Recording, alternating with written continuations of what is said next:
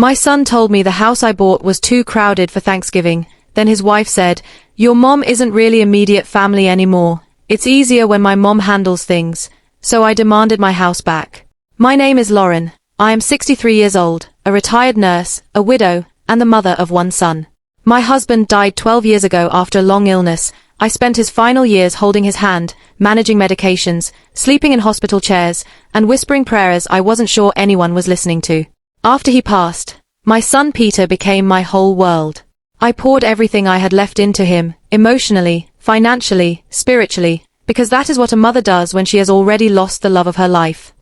Before I continue this story, please drop a comment and let me know where you're watching from. I'd love to know how far this story has traveled.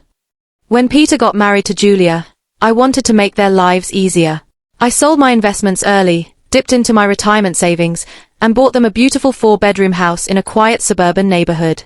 I put it in Peter's name as an early inheritance. I told him, "This is so you can build your family without stress." He cried, hugged me, and promised I would always be welcome there. At the time, I believed him. Things started changing slowly. So slowly I almost blamed myself for noticing. Julia's mother, Elena, began visiting more often, then staying longer, then suddenly she was always there. Elena had opinions about everything, how the kids were raised, what food was cooked, how holidays were celebrated, even which pictures stayed on the walls.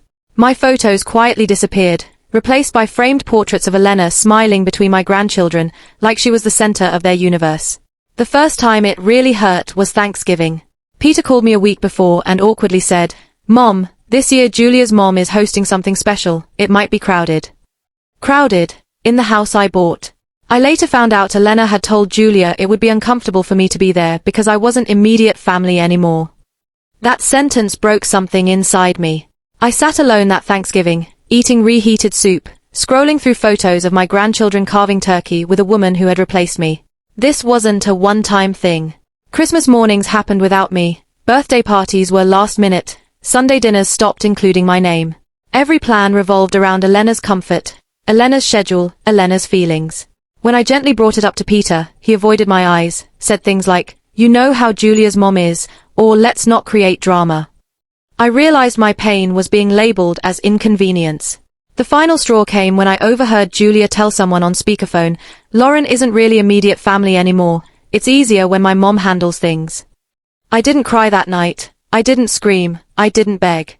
I felt something colder and stronger settle into my chest. Clarity. I asked Peter to meet me for coffee, just the two of us. I laid everything out calmly, the exclusion, the disrespect, the erased role I played in my grandchildren's lives. Then I told him my decision. I said I would either buy the house back from him at full market value, no arguments, no guilt, or I would buy the house next door and move there, because I refused to disappear quietly. Peter panicked. He admitted Elena controlled more than he wanted to admit, that Julia leaned on her mother for everything, and that he felt trapped trying to keep peace. For the first time, he looked ashamed. I told him peace that costs someone else's dignity is not peace, it's cowardice. Here is where the revenge began, quietly, legally, and devastatingly effective. I bought the house next door in cash. Same size, same value, same neighborhood. Elena was furious. She complained about privacy, about boundaries, about feeling watched. The irony was delicious. Suddenly, the woman who pushed me out felt uncomfortable being near me. I didn't interfere. I didn't argue. I simply existed. I attended school events when invited. I waved politely. I built genuine relationships with neighbors who now knew the truth, that I was the one who bought the original house. Word spread. Elena's image as the generous matriarch cracked when people realized whose generosity built that family's comfort. For 8 months, I watched closely. Peter and Julia were forced to set boundaries because Elena could no longer pretend I didn't exist. Holidays became shared, invitations returned, apologies were spoken, not perfectly, but sincerely. Elena lost control slowly, painfully, as her influence shrank and mine grew without effort. The real revenge wasn't punishment, it was reclaiming my worth. At the end of those 8 months, Peter asked if I planned to sell the house next door. I told him no. I was staying. Not because I needed proximity, but because I deserved space where I was respected. Now, I host Thanksgiving. My grandchildren run between houses. Elena attends politely, quietly, aware that she no longer dictates anything. I didn't yell, I didn't beg, I didn't destroy relationships. I simply reminded everyone that love without respect is nothing, and I will never accept nothing again.